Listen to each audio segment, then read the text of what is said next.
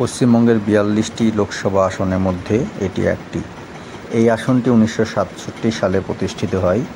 এর মধ্যে ৭টি বিধানসভা কেন্দ্র আছে, যথাক্রমে তেহট্ট, পলাশীপাড়া, কালীগঞ্জ, নাকাশীপাড়া, চাপড়া, কৃষ্ণনগর উত্তর এবং কৃষ্ণনগর দক্ষিণ। ২০১৯ সাল পর্যন্ত মোট ভোটদাতার সংখ্যা ছিল ১৪,৭৬,৭৮৩ জন। ১৯৯৯ সালে বিজেপি শুধুমাত্র একবার আসনটি জিতেছিল এবং তার আগে ভারতের কমিউনিস্ট পার্টির নেতা অজয় মুখোপাধ্যায় 4বারের জন্য এখানকার সাংসদ হয়েছিলেন।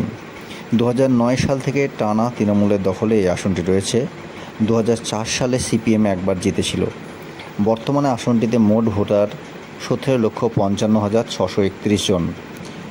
তৃণমূলের প্রার্থী হয়েছেন মহুয়া মৈত্র, বিজেপির প্রার্থী হয়েছেন অমৃতা রায়, সিপিএমের প্রার্থী দাঁড়িয়েছেন এস এম সাদি এবং আইএসএফের দাঁড়িয়েছেন আফরোজা খাতুন মণ্ডল।